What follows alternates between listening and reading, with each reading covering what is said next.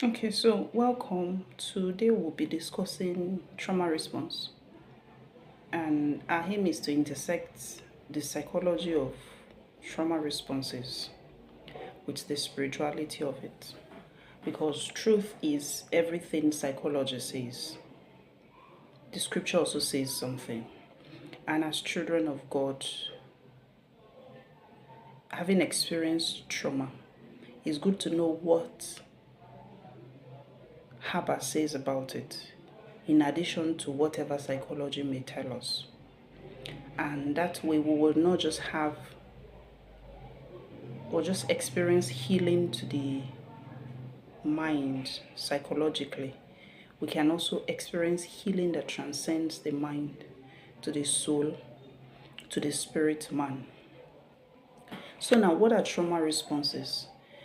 Trauma response is an automatic, self-protective, unconscious reaction that survivors experience in situations that are reminiscent of their past trauma. So they are subconscious automatic response that people are not even aware that they are putting out such response. And many situations that are reminiscent of trauma, the victims would not even know that this reminds me of my past trauma. They just know that emotionally, on some level, they feel similar to the way they felt when they experienced trauma, oftentimes childhood trauma. And that was the adaptive mechanism that helped them cope as children. But then as adults, these become automatic responses that they are not even conscious of them. The hope is that at the end of this presentation that we will be conscious of trauma responses we have, if we do have any. The truth is most people have one or two. It's just that the extent to which it affects people's lifestyle and relationships is on a spectrum. So for some people, they're on the other extreme end of the spectrum where it's really messing things up. And for some people, they are aware of it that really have this trauma response, but then I'm able to do life with it. So that is what trauma responses are.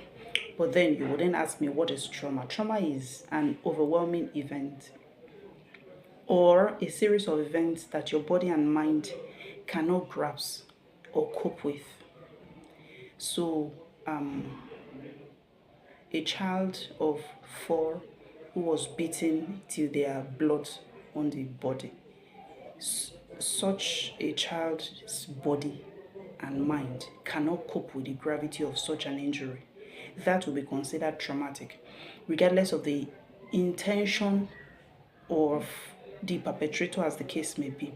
So eventually every traumatic experience, especially if it happens in childhood, and even if it does happen in adulthood, begins to negatively alter the way you see God, the way you see you, the way you see yourself, the way you see others, and then the way you see the world in general. So for someone who had an abusive father and then gets told that God is a loving father, and who has the question of which God, which father, the earthly father I had was abusive, and then you tell me there's a God I cannot see who is all good, who is all loving. So that abusive, traumatic childhood relationship already alters the person's perception of God. So the infinite goodness of God is a questionable subject to such an individual. Or someone who says, I am not good enough, or I am not lovable. We discuss core beliefs, or I am not worthy. For please, if you've not watched deconstructive negative beliefs or challenging negative beliefs, I think it was some weeks ago, please go find it and watch it. That thought or belief system would oftentimes arise from a number of previous past traumatic experiences. So it alters the way we see God, the way we see ourselves, the way we see others. When someone says all men has come, or I'm not going to get married because at the end of the day, men will still do what they need to do. The person has seen such a template that has ingrained such a negative belief in the person's mindset, or someone says the world is a dangerous place. The world is unsafe. Really, there are evil in the world. There are evils in the world, but that doesn't mean that it's unsafe across. But that again will be trauma that is speaking. So at the end of the day, trauma is not what happened to you. It is what happened in you, the change. And oftentimes, the emotional change that seeds a root of a negative core belief. That is what you would call the traumatic entity, because the truth is the same trauma some people experience. Some other people also experienced it, and just by some stroke of luck, by grace, by the way they are wired, by temperament, by some other support system they had available at that time, they came out of such a traumatic experience without such a negative mindset. It's like an auto crash happens, and you have 10 people, and 5 of them come out and they say, "Thank God we did not die." And another 5 comes out and they start bemoaning the experience. The same experience, different perception, different takeaway from such an experience.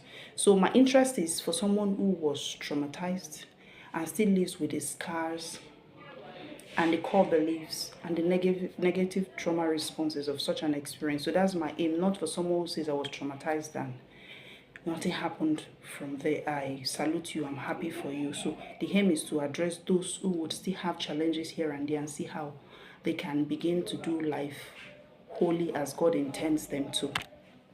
Okay, so now picture this. Trauma responses, there are 4 major ones. I want to use this picture to explain those 4 responses. The prehistoric man, supposing you're being chased by a wild beast, a lion in this case. What are the options available to you? The first thing is, if you feel you can fight, you face the lion and start to fight. If you feel, no, I cannot overpower this, the wiser thing to do is to run. So the first thing is to run. So this person is taking a flight. Flight is the first trauma response. Or this person feels, okay, I can really face this lion, this challenge, this traumatic experience, decides to fight. Fight is the second trauma response. Then we now get to, okay, you cannot fight, you cannot run. The other option you have is, could you start asking for help? That is fun. FAWN. Okay, so I can't run, I can't fight, there's no one to ask for help. That leaves me with one option. Okay, can I freeze all my responses such that even if the animal does attack,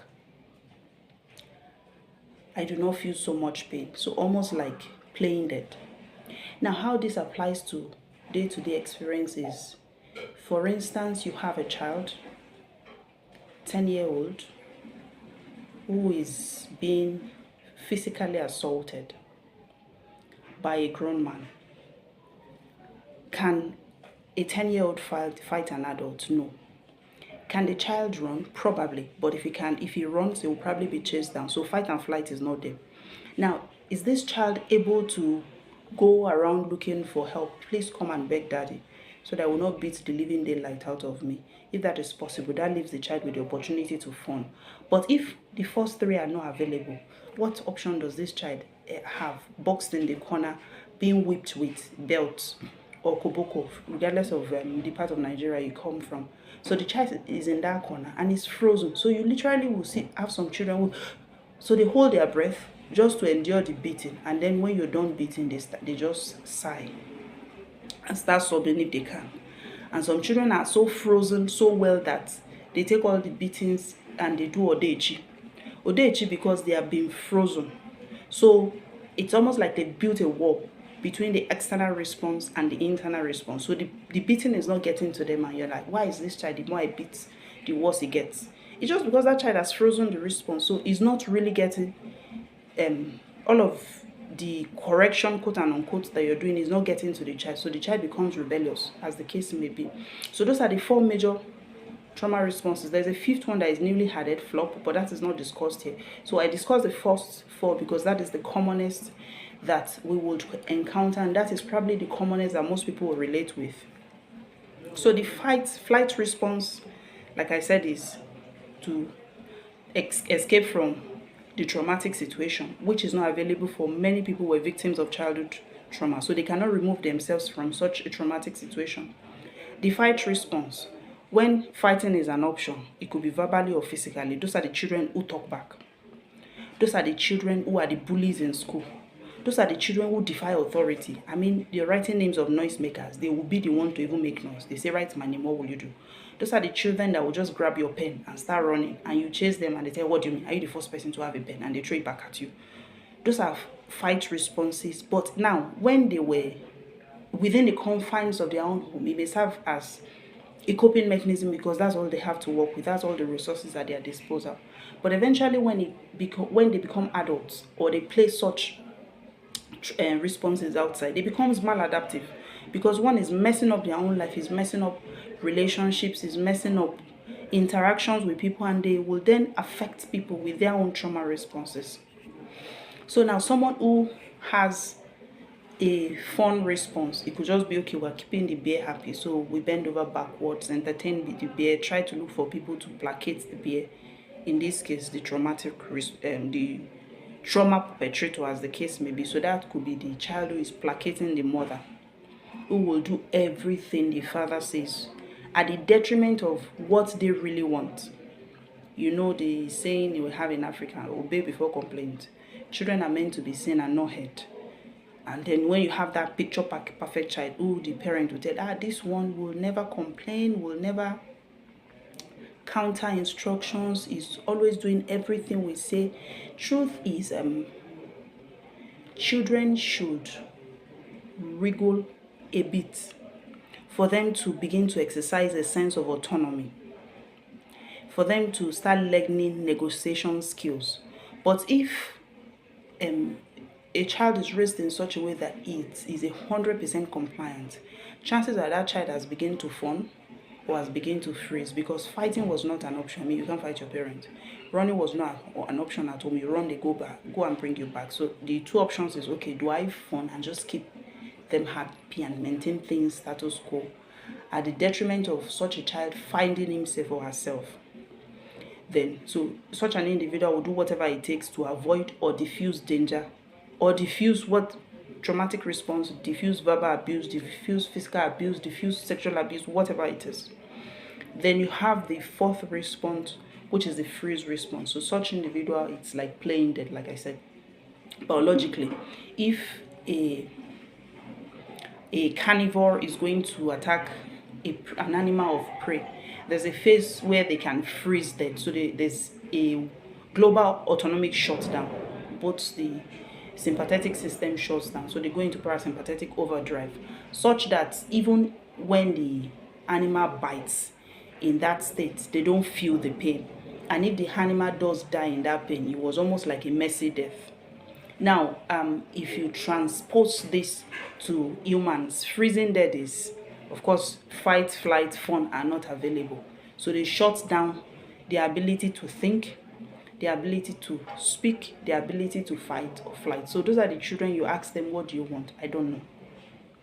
Those are the children that they're always locked in their room, and you're wondering why you're not interacting with people. I mean, they are already in parasympathetic overdrive. There's nothing that excites them. Their face is always flat. There's nothing you can do that can make them say, oh, with all of the excitement, because they're frozen. Someone who phones can still fake the smile just to keep you happy, can still fake the compliance just to keep you happy. The frozen is just there, almost like a ghost in the house, so to say. Now, these children may be wonderful academically. They may do all they can do academically and be the straight A students. But emotionally, on a connection level, you can't just reach such children. And when they become adults, some of the common complaints of their spouses is that I cannot reach him, I can't reach her. It's like they're automatic. They have a wall, an invisible wall up, because they've been frozen all their life in childhood, and then now they're adults and they don't know how to unfreeze. So now, the flight response, what are some symptoms you would observe? They are overthinkers.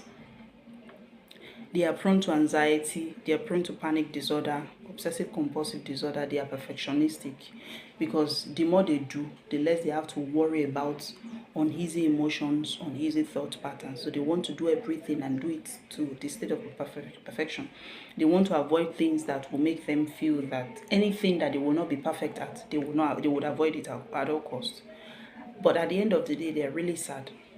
And oftentimes they're lonely because they're not really connecting. They're just running from reality of things. Now, the fighters, quote and unquote, someone who has a fight response, is controlling.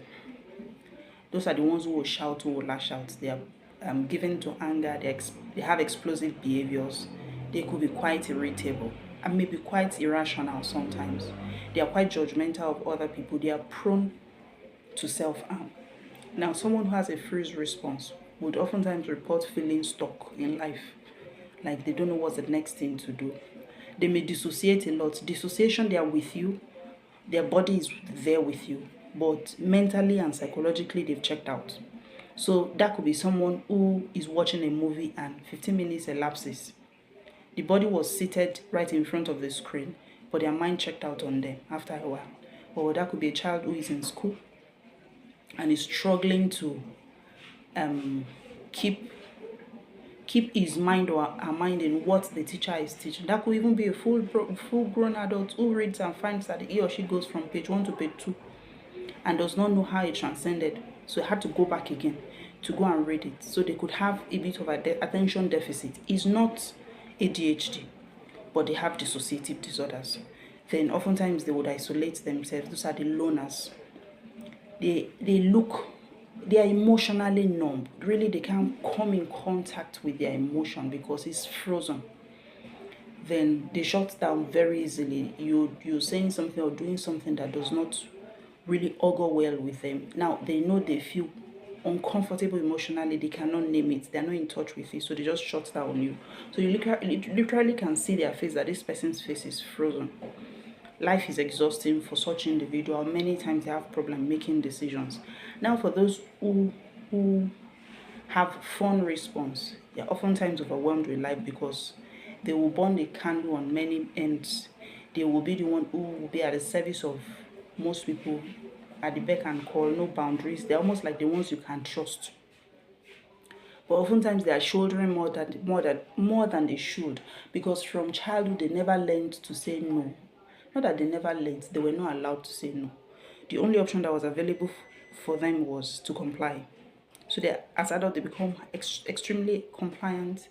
They do not have their own identity, so they lack a sense of identity. They are at risk of being in codependent relationship. They are extremely appeasing. They criticize themselves a lot. Now, these trauma responses, how does it play out in relationships?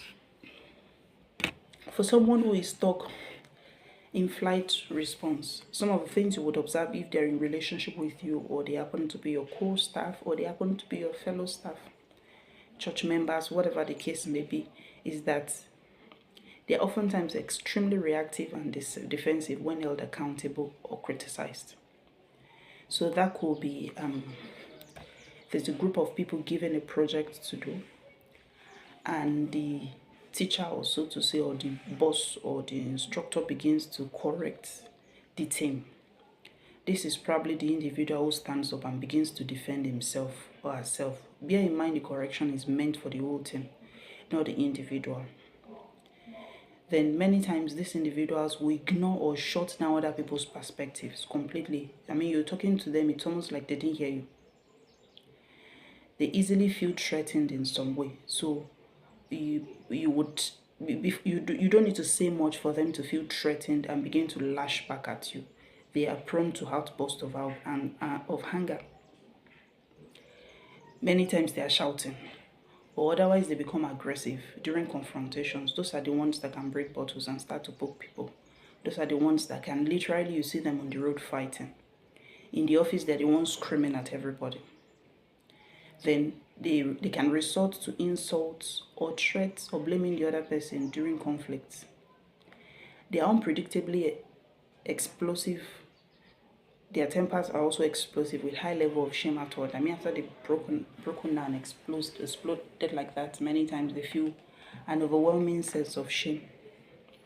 But again, then they cover it up with more fight response, just so that they don't feel the overwhelming sense of shame.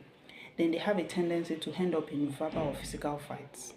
If you see a grown man who is involved in a physical brawl outside, chances are, if you really check the person's personality over a period of time, that person has some spectrum of trauma response, which is the flight response in particular. Now, someone who is talking a fight response place. Someone who is stuck in flight response.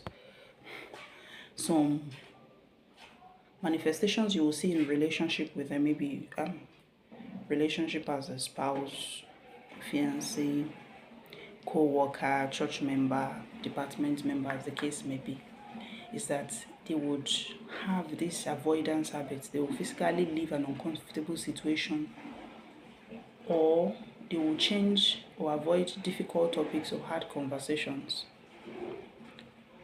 So either they will just excuse themselves, just so they've ghosted you, they've gone. They are usually very quick to end relationships, very quick, without even needing to give you so many reasons as to why it needs to be ended. They are also very quick to end jobs, so they can quit on you at any time. They're constantly overthinking. They're trying to escape and stay distracted through substances, so many times they may have one form of addiction or the other. Addiction necessarily may not be drugs, so for some of them it may be work related addiction, because they feel, okay, when I'm at this work, at least I don't have to deal with the pain that they've been burying or they've swept under the carpet for decades. Then they would oftentimes struggling with making commitments, and they feel trapped easily when they've made a commitment, so they don't want to take such a chance because they have to have an exit to take a flight if things are not working well. They have a constant need to be busy. So if you find that you're someone who cannot just sit still and just enjoy life, or you feel if you spend 30 minutes not doing anything, you get restless, chances are you may have some spectrum of flight response. Then they struggle to stay in the present moment, so they either fast forward to the future or backwarded, so to say, to the past. They are not really here and now, just to be here and just enjoy the moment as it is. It's not given to someone who experiences or who is stuck in flight response. They have a high level of perfectionism and anxiety. They are people you can trust to do things and do it well, but at the expense of so much anxiety to their own personal self. You can really trust them. I mean, they are the ones who will give you 110 over 100, but at the risk of them having experienced so much anxiety just to get it done. Now, still someone with the flight trauma response, they are chronically rushing or always going. They feel uncomfortable or even panic when they are still. They spend energy micromanaging people and situations around them. So if they happen to be your boss, they may have challenges delegating, so they want to oversee every single detail. Many times they have a history of abruptly ending a relationship or have a phobia of commitment. I said that earlier. Then they make plans to avoid any downtime or throw themselves in work and achievement. That is if they don't have any form of addiction. Then you often present, if you see them in therapy, as anxiety or panic attack. And many times they can intentionally or unintentionally distract themselves. Okay, now someone who is stuck in fawn response. Personally, of all these trauma responses, my heart goes out to someone who is in fawn response the most. Because they just bend over backwards just to make everybody happy. Now, they are extremely people pleasing. They take full responsibility. They will not advocate for their own needs, even when they are not at fault or they are being mistreated. So you understand why they would oftentimes get caught in dysfunctional relationship, in codependent relationships. They oftentimes have problems setting boundaries or saying no out of fear.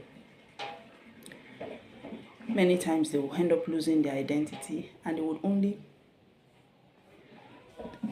be concerned about being with people who have some form of codependency into. So you have a controller who has a fight response, who would oftentimes peer in relationships with someone who has a fawn response, who is at the mercy of someone with a fight response. Then they would agree or change their own opinion easily, even when they do not actually agree, just because they want to keep peace, they want to maintain status quo. Then they have surface level panic-fueled relationship or affection when they feel that you're about to let them go. So they may be unduly clingy in relationships, and oftentimes they are overly apologetic. They can't say no to anyone. I mean, to anyone. And they will assume responsibility for another person's emotional reactions and mood. So they almost like they want to mother everybody, but they are mothering everybody, mother, MOTHER, at the expense of their own happiness, at the expense of their own sanity. Then they try to predict and actively avoid behaviors that might upset others.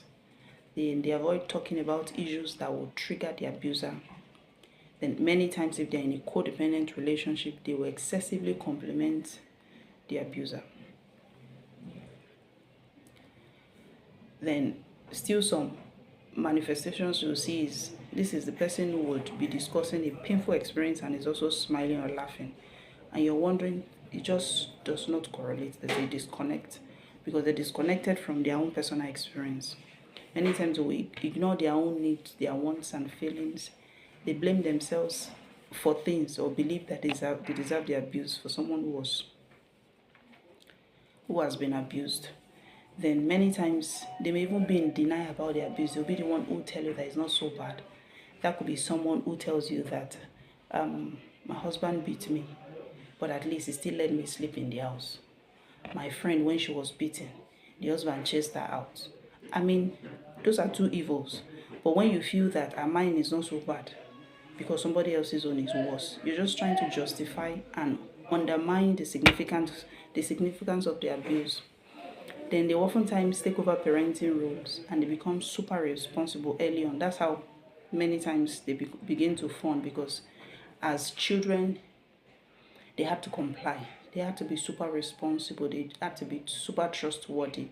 They had to ignore their own needs to be able to tend to the needs of their parental personality, so to say. Maybe a biological parent, maybe someone else who raised them, but in any case, they had to give up themselves in order to be who they were expected to be as children. That allowed them to survive their childhood. It was an adaptive coping mechanism, but as adults, it becomes a maladaptive coping mechanism. Many times, they will never ask for their needs. So they may be like the peaceful guests that will not upset you, will not rock the boat, because they won't tell you they need soap, they won't tell you they need anything. That's not the best. Then many times when they're hungry or they are sad or hot, you will not even see it on them, and you're like, no, you're really very emotionally stable. There are those people who are like that, but that's across board. But then someone who has a fun response, I mean, this is really painful. Other people are feeling the weight of the emotion, but someone with a fun response will just smile, try to medicate and try to nurse other people's emotions at the expense of their own. Okay, so now someone who is stuck in freeze response, many times they will have a hard time making decisions. They feel numb emotionally. They feel detached and oftentimes isolated. They shut down, they dissociate, or otherwise become spaced out. So you're talking with them and they've just checked out on you, not intentionally. Just the mind takes a break, because that was how they took a break to survive. The child that had to be beaten and was locked in a corner, the body had to check out, the mind had to check out of the body for the child to be able to endure the physical torture.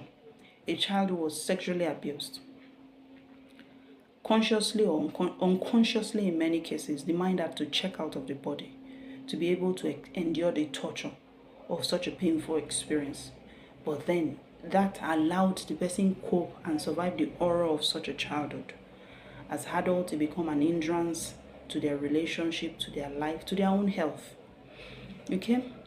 Then many times these are the ones who will give you silent treatment, who can keep malice very well, and will just put up a fence or a wall that you cannot see, and you just know you can't reach them.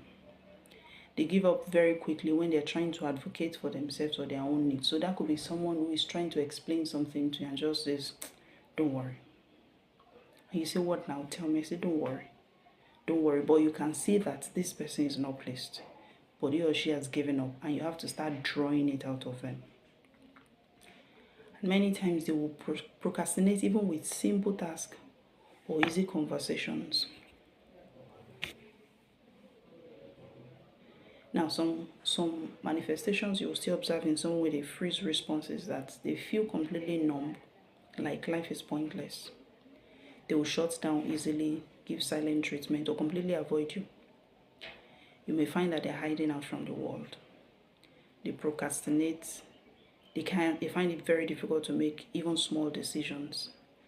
These are the ones that may be caught in social media addiction because they live life through it. At least if they can't relate with other people, they can give themselves a facade of relating with other people via social media.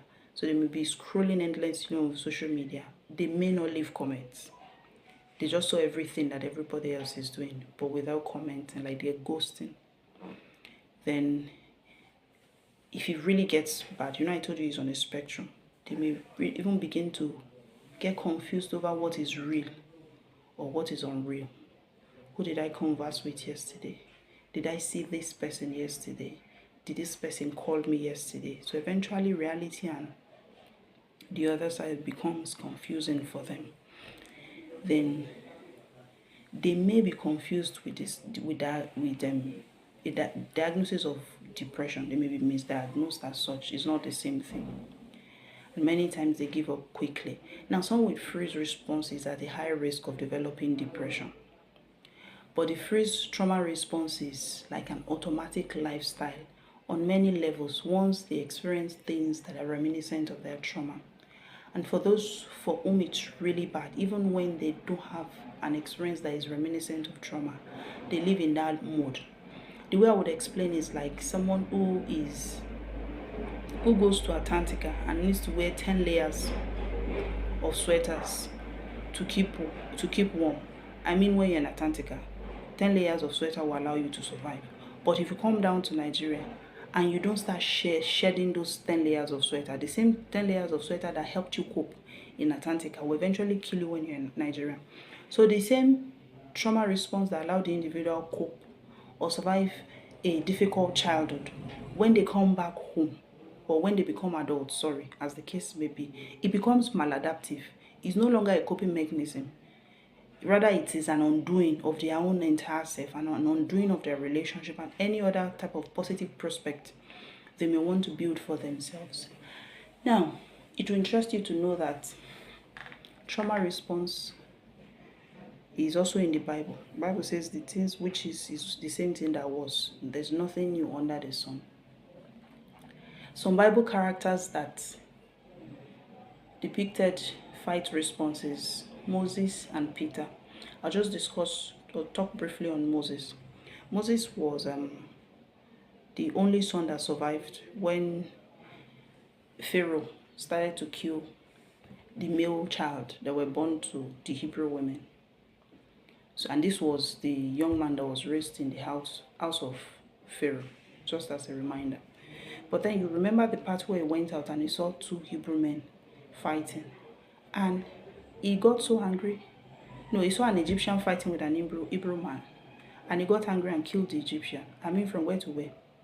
By the time we go out the following day, said, then he saw two other Hebrew men fighting, and he was telling them that both of you are brethren, you should not be fighting. And they told him, who made you Lord over us? Do you want to kill us the way you have killed the Egyptian? And of course, he had to run. Then, by the time he went up the mountain to receive the 10 Commandments, and he came back, and Aaron had built a golden calf for the Israelites, what will he do? He grounded that golden calf and gave it to the Israelites to drink. That, to me, looks like someone with a fight response. It's like my way or the highway. You mess up like this, I show you the pepper. Moses was someone like that. And God still referred to him as the humblest man who ever lived. But just to let us know that regardless of any trauma response that you may find yourself manifesting, is to find that there was a replica of you in the Bible. And if the person coped and with the help of God was able to wrought exploits, then with healing, with therapy, with everything you need to do, you can begin to shed off the many layers of the trauma response. The same way someone who comes from the North Pole will shed off the many layers of the cardigan that has to wear. Moses had anger issues. And at the end of the day, it was the same anger issue that prevented him from entering the promised land. If you remember when God told him to strike the rock once, in anger he struck it thrice. And God had to show him the promised land and tell him he will not get there. And these were anger issues that he had been manifesting earlier on, from the moment he killed that Egyptian up till the day he struck the rock thrice. And God was like, this one, I'm done with you. So to let us know that while the trauma responses are there, if it's not addressed as one ought to, it can be the undoing of every prospect that God has in mind for us. So the trauma happened, and I am sorry it did. But it happened to you. It doesn't define who you are, except you want it to define you. So it's from the moment you realize that I have patterns that are not serving my purposes, that you begin to take those intentional steps to see how you can unravel them, and with the help of God come out better at the other hand. Then Peter too was also someone with a fight response. It was quite it was someone who spoke in a rush. That's the best way I can talk about it. Because when he was telling Jesus that he would be with him even to death, and Jesus said he would deny him 3 times. He said no, that is not possible. This was the same Peter that slashed somebody's hair when they came to arrest Jesus. It was someone who did things on the impromptu. Now, flight response in the Bible. We said someone with flight response many times are the ones who would have one form of addiction or the other. Could be addiction to work, could be addiction to substances and things like that. Now let's look at the man Solomon, the wisest man that ever lived. He had 700 wives, 300 concubines. That's 1,000 women. Tell me if that wasn't an addiction. Ecclesiastic 2 verse 10 says, whatever my eyes desired, I did not keep from them. Do you know how many things your eyes can desire? And you can have everything. That again, to me, looks like one form of addiction. Ecclesiastic chapter 1 verse 1 to 2. Eventually, he would write that the vanity upon vanity, says the preacher. Vanity upon vanity, all is vanity. I mean, after I have taken everything that his eyes desired, after I had taken 1,000 wives, he ended up with vanity upon vanity. Solomon to me was someone who had some form of flight response, because he started so well, was blessed with wisdom that till today God said no one will surpass. But he died a foolish man, because the Bible would later end with the fact that his many women turned his heart away from the Lord. So sadly, in my own opinion, I'm not sure he got out of his flight response. God used him mightily in spite of it, but he did not overcome his flight response. Then Gideon was one of the judges of Israel. This was a man who had the God-given purpose to eventually deliver Israel out of the Midianites. But what was he doing? He was threshing wheat at the bottom of a wine press to hide it from the Midianites. You find this in the book of Judges chapter 6 verse 11. Then, okay, I think I even have it here. Judges chapter 6 verse 25. This is another part where God told him to destroy the altar of Baal, but he was scared of doing it during the day. I mean, he couldn't fight. At least he could run. So he was scared of doing it during the day, and he had to do it at night. It's here, let me read it with you, or let's read it together. Judges chapter 6 verse 25 to 27 says, now it came to pass the same night that the Lord said to him, take your father's young bull, the second bull of 7 years old, and tear down the altar of Baal that your father has, and cut down the wooden image that is beside it, and build an altar to the Lord your God on top of this rock in the proper arrangement, and take the second bull and offer a burnt sacrifice with the wood of the image which you shall cut down. So Gideon took 10 men from among his servants and did as the Lord had said to him. But because he feared his father's household and the men of the city too much to do it by day, he did it by night. This was a judge in the making who was hiding in the wine press, threshing wheat. Wheat is done up so that the wind can blow it. Wine is threshed at the basement, if I can use that word. So this is a mighty man of valor that had to go to the basement. I mean, he was running from something, and he was running because he was scared. And here God said he should do something. He couldn't do it in the day. Okay, at least I can't fight them. I can take a flight. So let me do it in the night so that if trouble bursts, I can run. So Gideon was someone who demonstrated flight response. But towards the end of Gideon's life, if you take your time to study the book of Judges, I believe he overcame his flight response by the help of God, and is an encouragement to you and I that regardless of any trauma response we may carry, regardless of whatever hand life may have dealt us, we can come out solid on the other end if we're willing to do the work and go the long haul. Now, phone response. Mephibosheth, Jonathan's only son, and is the only one who survived in Saul's household, is someone to me who I believe had some form of phone trauma response. His story can be found in the book of 2 Samuel in your own time. Please use that as an assignment. Now, freeze response. Absalom, one of the sons of David, I don't know what his position was someone who demonstrated freeze response.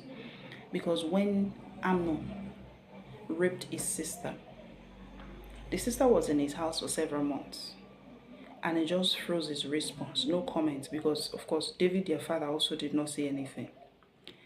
And in his frozen state, he quietly planned to usurp his father's position. Eventually did it and did so many other atrocities, and of course a cycle of all sorts of things started in David's lineage. But I believe that Absalom demonstrated some form of freeze response. But Elijah is a man that I'm interested in. Elijah was a mighty prophet.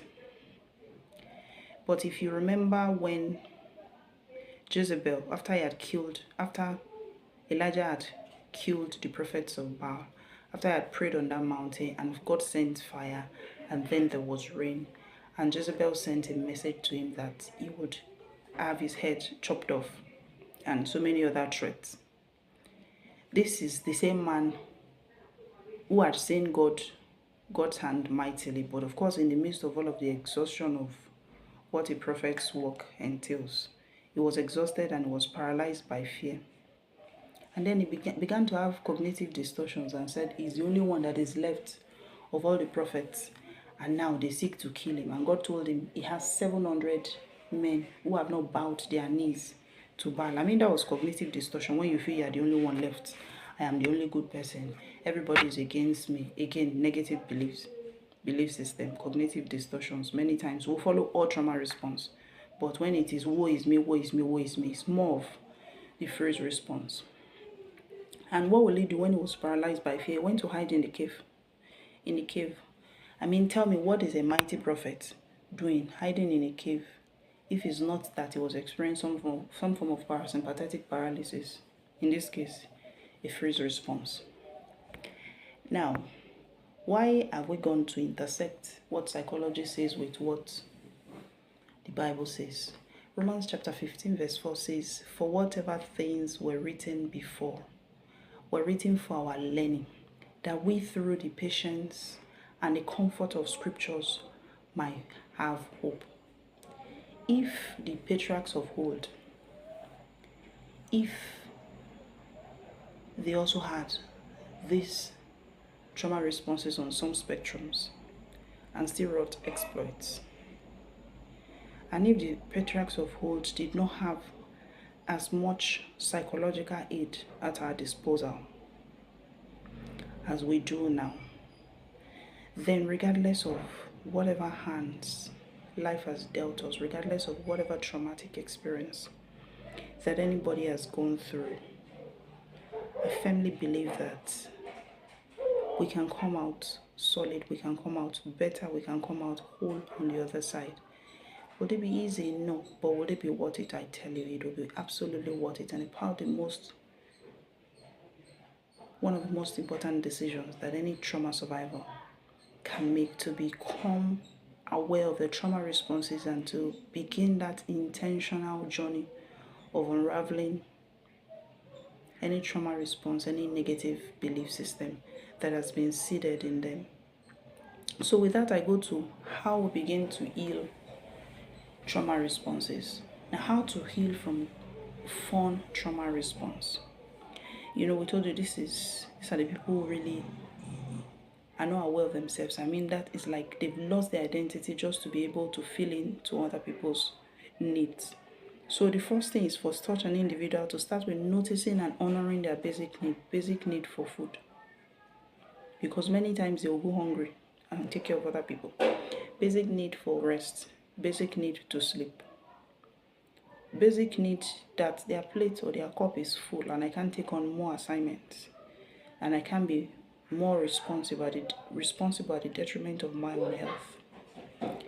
And it also means that they will also become aware of their fawning behavior.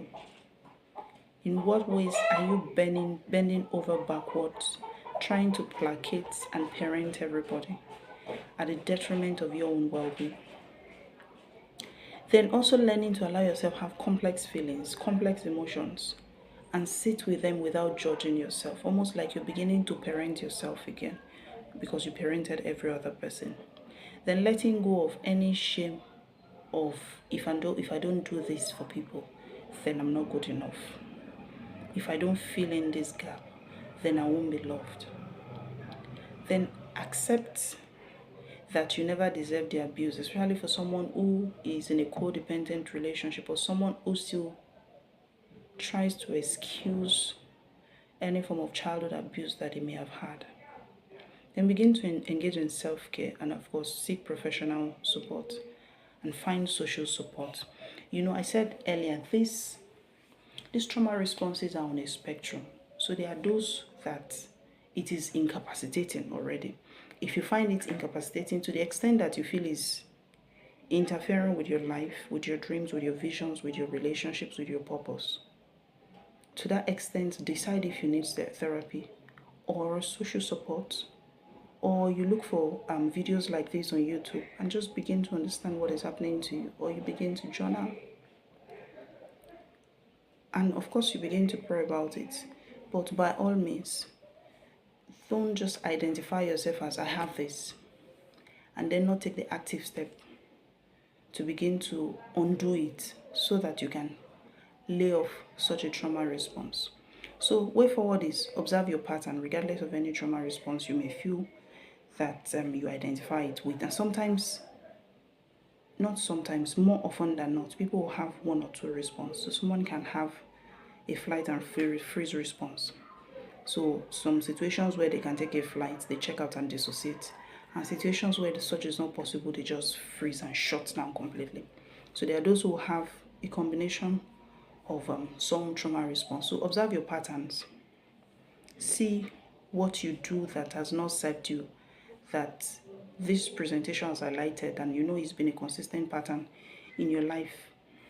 Then begin to incorporate mindfulness practices and mindfulness reflections. Just incorporate that habit of, even if it's 10 minutes a day and you just sit, reflect on what your day has gone, what the day that has gone looked like.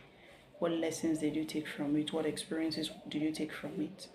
What are some reactions that have consistent patterns in your life? Then mindfulness practices, learning to really feel and be in the here and now.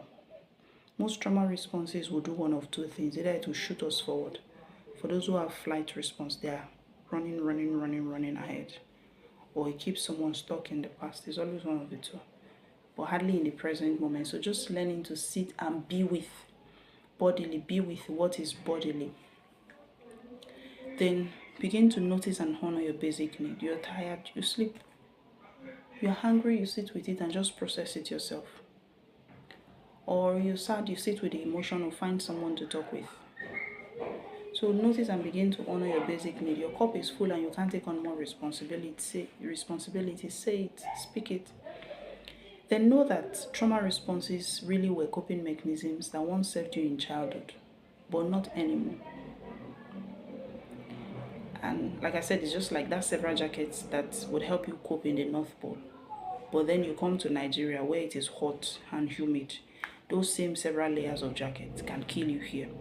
So if it helped you cope in childhood, fun response eventually can put you at risk of physical health, not just mental health challenges, as we begin to age and we see that it's no longer serving us. So then, of course, you want to journal and see your patterns. Then therapy, if you find that your responses are affecting your life and your relationships, and of course prayer. I can't say so much without incorporating prayer. At the end of the day, God is at the center of it all. He's right there at the beginning. Before you were formed, before you were knit together and put in your mother's womb, before the trauma happened, God was there. At the end of the trauma, when we are all done here and we're going home, God is still there, and right here in the middle, He's in the midst of it. So you want to go to the God who knew you right before the trauma happened and seek His face to restore your personality to the factory setting, to the default setting He had in mind before the trauma came and broke things. So of course you want to commit it to God in prayer. Then you want to read books because like I said, this our generation is more blessed than the biblical generation. So we do not have an excuse for trauma responses hampering our purpose and our pursuit in life. So there are books that are available that can help anybody who is well-intentioned find healing. There are YouTube videos, so you want to find YouTube videos that are in line of such healing. Then if the patriarchs of old survived and wrought exploit in spite of their challenges, so can you, so can I. So commit to healing and commit to seeing a better version of you.